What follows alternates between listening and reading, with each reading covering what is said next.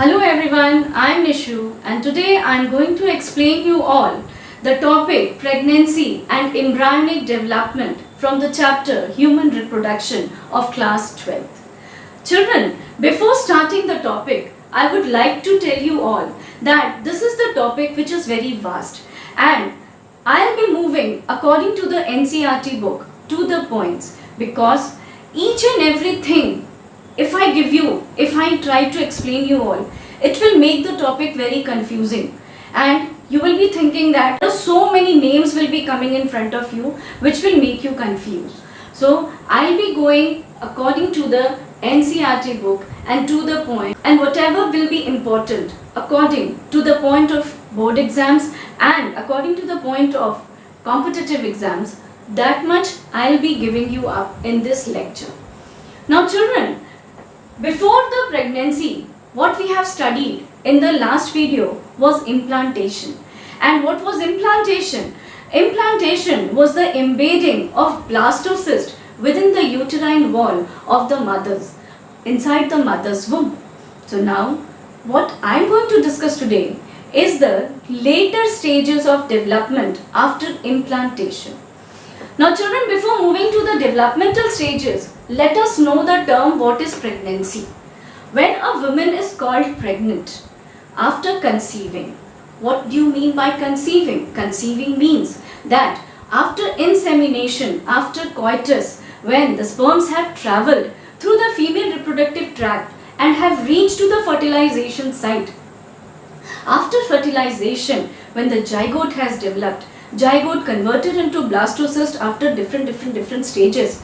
Now this blastocyst develops into a embryo and embryo develops into a fetus and then the mother gives birth to the child. This complete period from the fertilization till the birth of the fetus, this whole period is called as pregnancy period, or it is called as gestation period, or the mother is also called as pregnant lady. Now children, let us define theoretically that what is pregnancy. Pregnancy, it is a term to describe the period in which a fetus develops inside a woman's womb or uterus. You are knowing this, that pregnancy is a time period. It is a pattern where your fetus is developing inside the mother's womb. And how much time does it take? It takes about 40 weeks, just over 9 months as measured from the last menstrual period to the delivery. Now children, I told you all that this pregnancy period is of about 40 weeks and these 40 weeks in a year, it makes 9 months, almost 9 months. The days are not fixed of the birth, but complete 9 months is needed for the complete development and growth of the fetus inside the mother's womb. And from when until when this period is considered? This period is considered from the last menstrual the woman had, the lady had, and till the birth of the child. So this complete period, children, is called as pregnancy period or your gestation period. Now let us move further to the details of the topic. Now children, moving ahead, you can see that after fertilization and implantation, what happened? After fertilization and implantation, just now I have repeated that your tropoblast was formed and inner mass was formed in the structure of blastocyst. What was tropoblast? Tropoblast was the outer cell mass of the blastocyst and inner cell mass was the inner part, inner cells, which was located within the trophoblast cells. We'll be discussing about inner cell mass little later. Now let us start with the trophoblast. Now you can see that this trophoblast cells, they form finger-like projections which are called as chorionic villi, which is surrounded by uterine tissue and maternal blood. Now children, if you remember, the division of labor was taken up by the trophoblast cells and inner cell mass. Now trophoblast cells was responsible to get embedded into the wall of the uterus of the mother's womb, and inner cell mass was responsible for the formation of the development of the embryo. So trophoblast was getting embedded with the uterine wall. That only I have mentioned here, that this trophoblast is going to attach with the uterine wall, but how?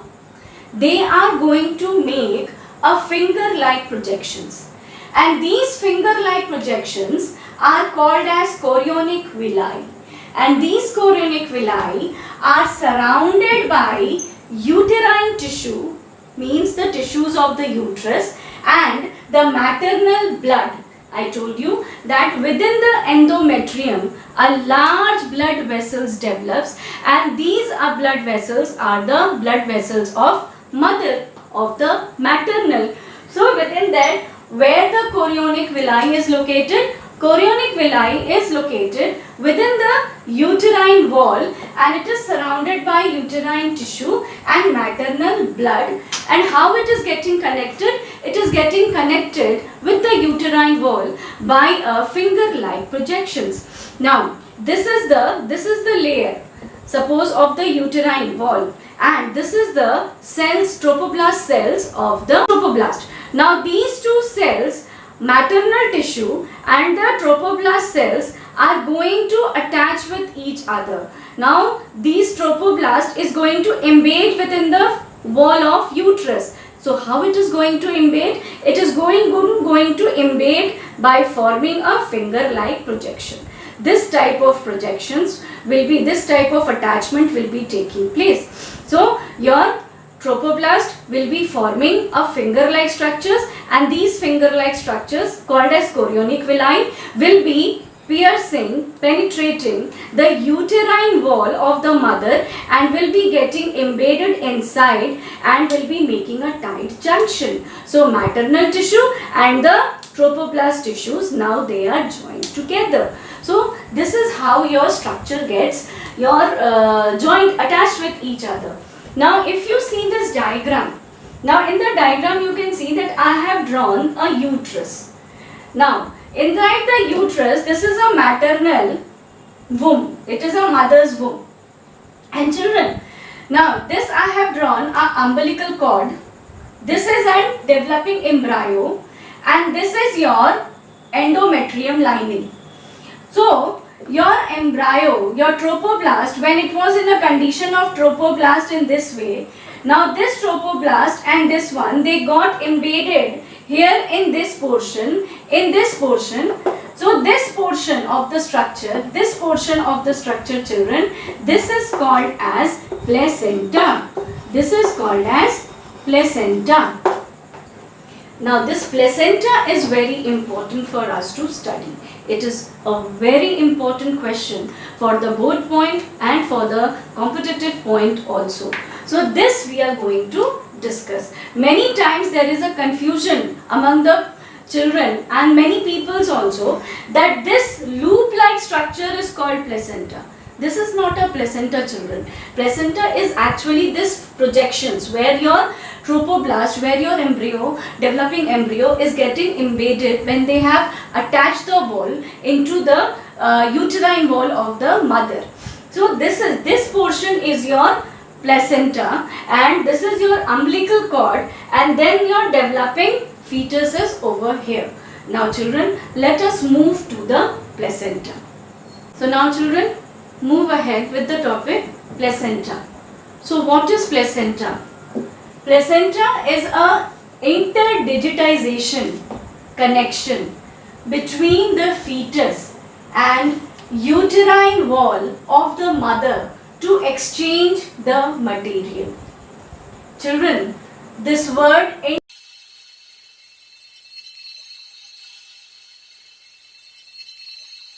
interdigitization is very important word from the book NCERT. Now children, what does interdigitization means?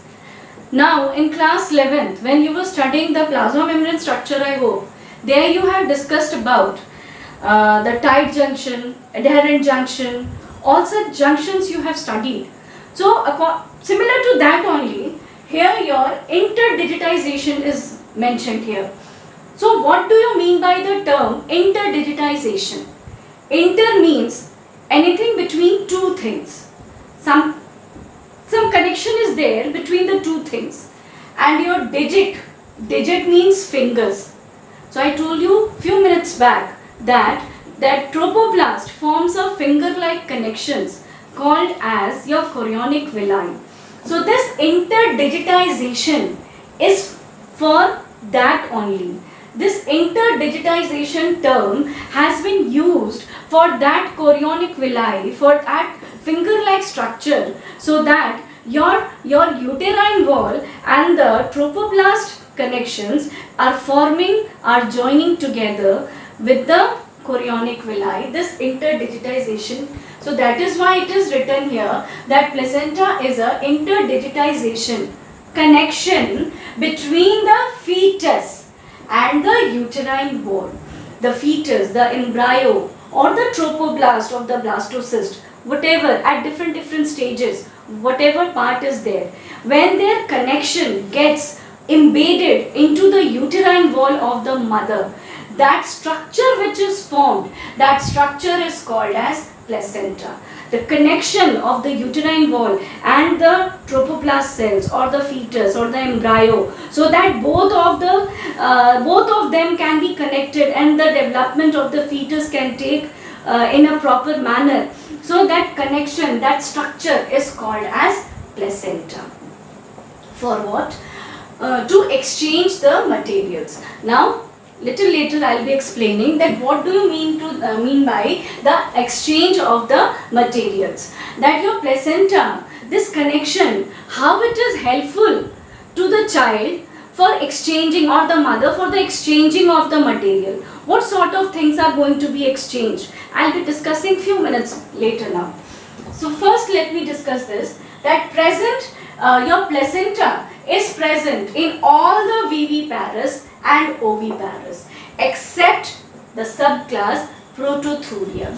So your placenta is present in all the types of organisms, either they are viviparous or they are oviparous. I hope children you have understood that what is placenta. Placenta is a tight junction, it is a tight connection. It is a finger-like connections between the fetus, between the trophoblast, blastocyst and the uterine wall and the mother wall. So this connection is called as placenta.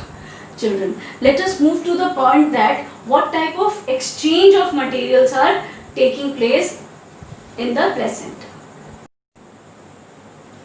Now children, what is the function of placenta? I told you all that placenta is helpful in exchange of materials. Now these are the functions we can assume for the placenta, that it helps in nutrition, it helps in gaseous exchange, and it also helps in the process of excretion. Now children, how? Now let us move to this part of the diagram. Here you can see that I have written, it is a chorionic villi. Now I hope you are well understood by this term that what is chorionic villi? It is a finger-like projection developed by the trophoblast cells. Now this chorionic villi, after interdigitalization into the wall of the uterus of the mother, that is your uterine tissue. So these two things, these two structures, they integrate together to form a structure called as placenta. So children, this portion is your placenta, this is your umbilical cord, and this is the developing embryo. Now children, how the things are connected and how the child is getting your nutrition and all. Now the child, the fetus, is developing inside the mother's womb. Now the developing fetus needs nutrition, they need oxygen for their survival inside the mother's womb. Now they by themselves only, they are incapable, they cannot take that. So these things are provided to the developing embryo from the mother. How? Through this placenta. I told you all that in the wall of the placenta your maternal blood vessels are present, and these maternal blood vessels are helpful in supplying the nutrients, the oxygen to the developing embryo. Children, the blood vessels of the maternal, of the mother and the developing fetus, they do not get joined with each other. They are not attached to each other, but they are side by side. And you know that blood vessels are semi-permeable and the selected things can be transported across them. So by that way only, your through the placenta from the mother, your different type of nutrients and oxygen is supplied through the umbilical cord to the developing embryo, to the developing fetus. Now children, inside the fetus, your different type of waste is generated. Now, when the nutrients are getting absorbed inside the body, when they are utilized inside the body, now they will be generating large amount of excretory waste. And when oxygen is consumed, and this oxygen inside the body of the developing fetus, it will be changing into CO2. So your nutrients and oxygen through placenta is supplied to the developing fetus, and your excretory waste and CO2 through the same pathway by the placenta via blood vessels, it will be thrown out of the body of the mother. So from the mother through the placenta, nutrients and oxygen are supplied to the developing child, and the waste and the CO2, carbon dioxide, which is a waste product, that is thrown out. So children, this is how your placenta is helpful in the process of nutrition, in the process of gaseous exchange and in excretion, which in turn supports the growth and development of the developing child inside the mother's womb. Now children, this portion of the embryo, we will be studying it little later, that this portion of the embryo is enclosed by different type of protecting walls, and those protecting walls are later on they are thrown out of the body. If you remember, just now I have explained you all a diagram over here. Now this was a uterus part, and this uterus part was connected to the endometrium, and this I have mentioned here, this was your mucus plug. This was mucus plug. Mucus plug is located in the region of the cervix and vagina part. This is a mucus plug. Mucus means a secretory substance. Now my children told you that this whole portion of the developing embryo is protected by separate type of walls, and we call it extra embryonic walls and all. All such structures are formed. So when at the time of delivery, at the time of parturition, birth process of the child, during that time, your all those bag-like structures, packets-like structures, and your different type of materials, waste materials, which are produced inside the uterus part over here, is thrown out through the cervix and vagina, out into the out from the body, and then the child is given birth. This process we will be studying little later. But here what I wanted to tell you all, that what is mucus plug.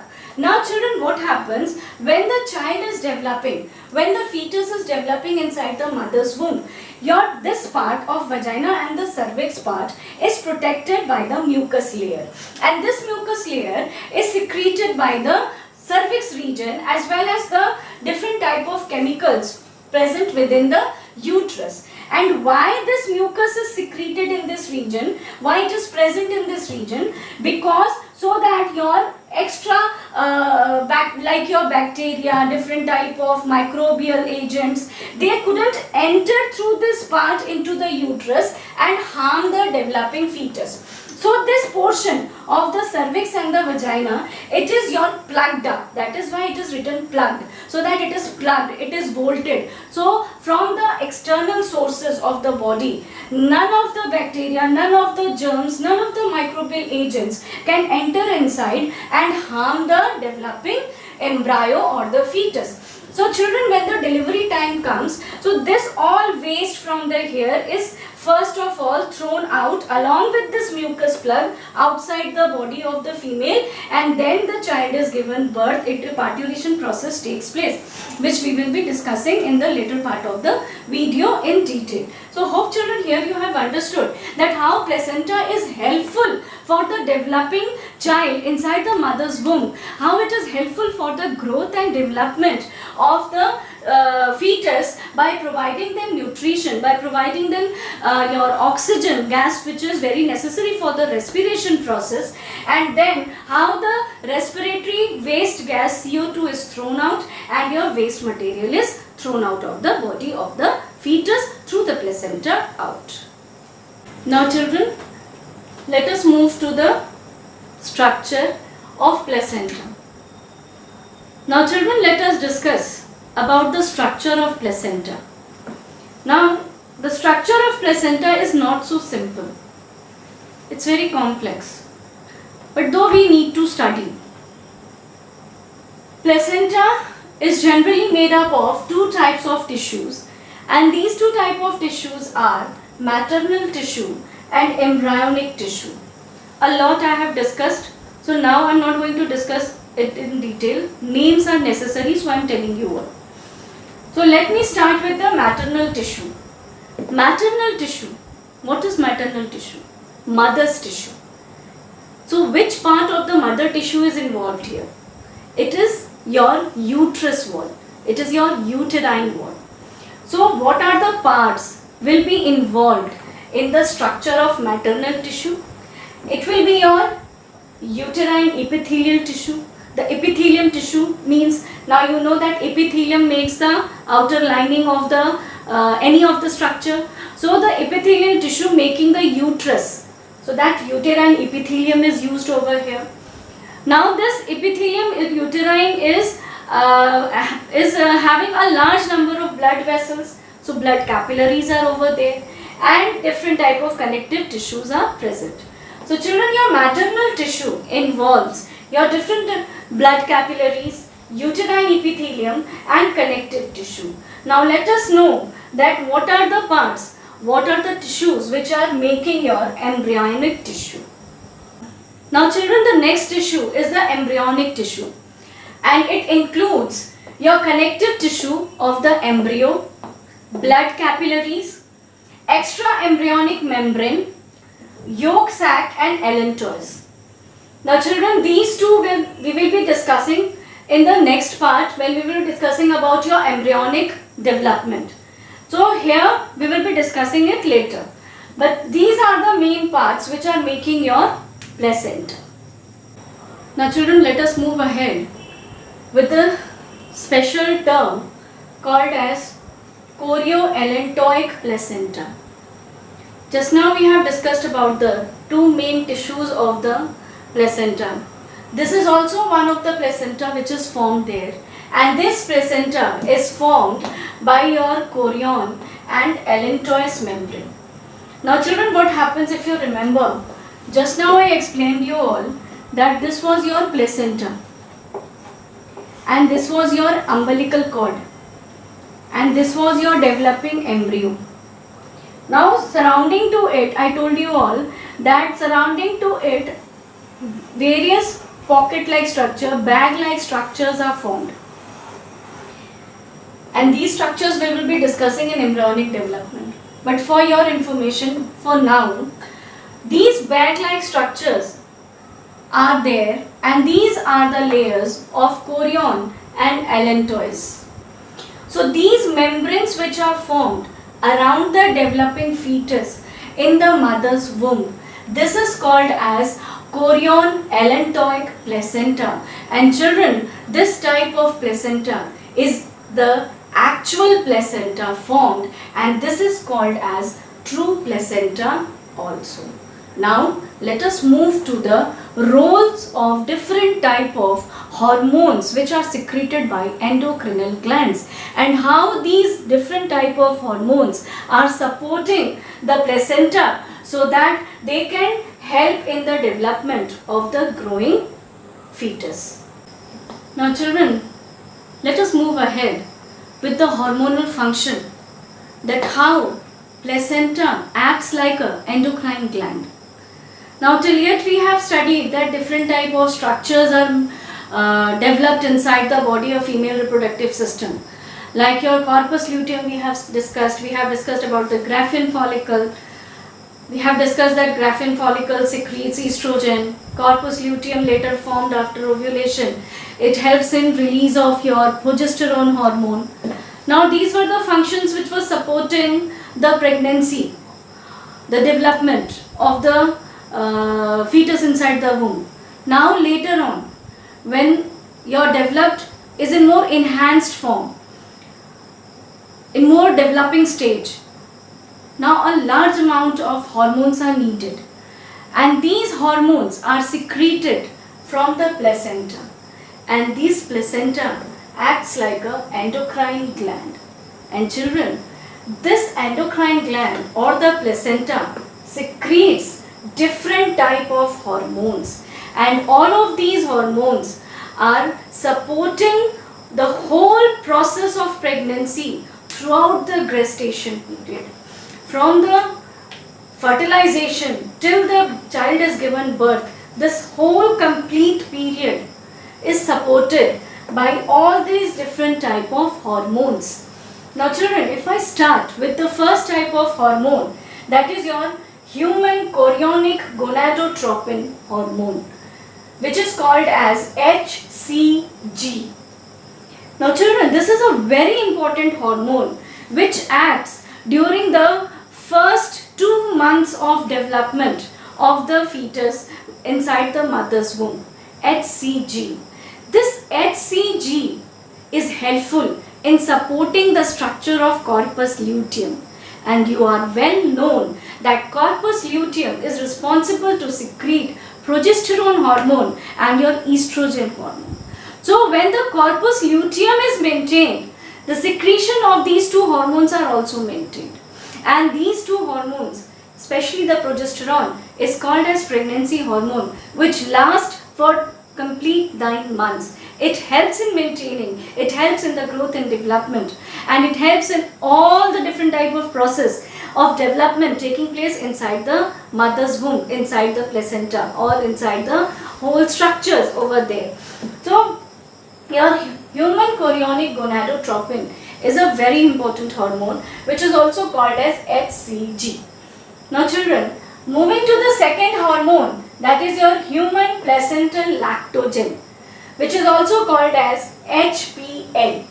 Now this HPL, by the L word, lactogen only, you can understand that it is something related to the mammary gland. It is something related to the production of the milk. Now you know children that when inside the mother's womb the development of the embryo or fetus is going on, simultaneously on the other side your mammary gland also starts taking its preparation, so that as soon as the child takes birth, the milk can be provided, the nutrition can be provided to the born child. So on that hand of development, this HPL is very supportive. Now children, moving to the third part, that is your estrogen and progesterone. Now we have discussed a lot about it. Now estrogen, later part, it helps in the mammary gland for the milk production, and progesterone, you are well known that it is called as pregnancy hormone, and throughout the pregnancy these hormones are functioning. Now along with it, your calcitol is there, prolactin, which is also responsible for the production of milk, and which is again one of the hormone called as relaxin, which is needed, and it is the hormone children which is released at the last phase of pregnancy during the delivery time. This relaxin hormones allows the uterus wall to get contract, due to which the the developing fetus oozes out of the mother's womb into the outer world. So for the birth, for the labor pain, the hormone which is required, that hormone is relaxin, and it is secreted at the last phase of the pregnancy period. Now one of the most important thing which I would like to discuss with you all about this, your HCG. Now children, nowadays many type of kits are available in the market, and these kits are called as Prega kit, and all different type of kits are over there. Now why these kits are used, and for which purpose they are used? So children, this kit is generally used by the ladies to know that whether the lady is pregnant or not. So to buy, so what happens? What is there actually in that kit? So ladies come to know. Now you know children that this HCG is released during the pregnancy period, and to know that whether the lady is pregnant or not, so this hormone is tested through that Prega kit. Now all the different type of hormones which are secreted here, I told you that your waste is also excreted out of the body of the fetus through the placenta. Now when the waste is excreted out of the body of the placenta, so it get mixed up in the maternal blood, and through the maternal blood it get mixed up in the urine, and in form of urine the waste is excreted out of the body of the mother. So this urine is being tested, and in the urine this presence of this hormone is tested. If in the urine of the lady this HCG hormone is in maximum amount, then it is understood that the lady is going to be a would-be mother, or she is pregnant over there. So children, this HCG increases during the time of pregnancy, and the increased amount of this HCG hormones confirms the pregnancy test among the ladies over there. So children, these were the different type of hormones which are playing very important role, and in every respect at different times whenever they are needed. Now I shall move to the function of the placenta. Now let us children move ahead with the functions of the placenta. Now there are different functions, and we have discussed a lot till yet. Now first function which I have written is exchange of materials like your oxygen, carbon dioxide, nutrients, waste. So this plays a very important role between the mother and the fetus during the exchange of materials. Now children, moving to the next part, that is your exchange occurs. Now all these exchange which I have discussed now, all the exchange of these materials are supported by the process of diffusion, active transport, pinocytosis. These are the different transportation materials. These are the different transportation methods through which your materials can be exchanged among the maternal tissues and the embryonic tissue. Now children, the next function I have written that antibodies from mother of various diseases can reach to the embryo. Now children, what are antibodies? Antibodies are a type of, you can consider it as a medicine only. Antibodies are triggered inside the body to fight against various types of infections. Now, how this infection enters inside the body? It enters in the way of bacteria, viruses, different type of microbial agents, germs. So in this way, these different type of microbial agents or the antigens, they enter inside the body. And to fight with these antigens, in reverse of it, antibodies are produced. Now these antibodies, if suppose when everything is being transported, when everything can be exchanged among the mother and the fetus, so these antibodies can also be exchanged between mother and the fetus. So through the same way, through the blood connections only, the antibodies can also enter inside the body of the fetus, so that fetus can also become strong. And one of the most important antibody which is transported or which is produced by the placenta is immunoglobulin IgG. Now immunoglobulin type is called as IgG. This is one of the most important type of your antibody called as immunoglobulin, and this is transported in the body of the fetus through the maternal tissue from the mother. Now the next one is children, when antibodies, a protective medicine can reach to the mother, so the pathogenic, the harmful germs, harmful viruses can also reach to the fetus through the placenta. Transplacental transformations can take place. All the sex STDs can reach there through the sexual transmission. So pathogenic viruses can enter into embryo. And you know that one of the example is AIDS. The AIDS virus can enter from the mother into the fetus through this transplacental transformation. So pathogenic viruses can also reach inside the fetus through the mother. So as a protective medicine can reach, so harmful things can also reach. Now children, when I am discussing about the pathogenic viruses, so these are the microbial agents which are reaching. But if suppose a mother, a pregnant lady is habituated of taking some harmful chemicals, like your liquor is there, your different type of smoking habits is there, and different type of such abusive all habits are that the mother is having. So what can happen? All those harmful things along with the placenta, through the placenta from the mother can reach into the fetus, and this will cause deformities in the organogenesis. Now what is organogenesis? Development of organs inside the body of the fetus. So when the organ development is taking place, so these harmful chemicals, these harmful gases, they can cause deformity during that process.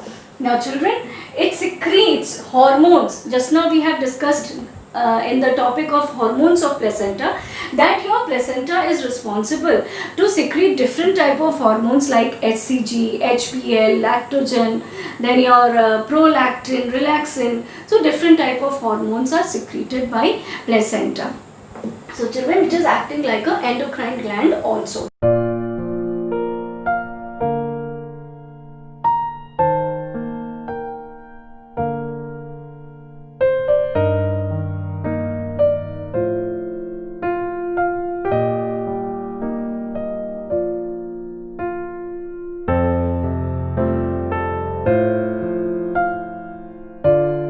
So children, this was all about the placenta, and now we will be discussing about the next part of the developmental stage, that is your embryonic development, in the next part of the video.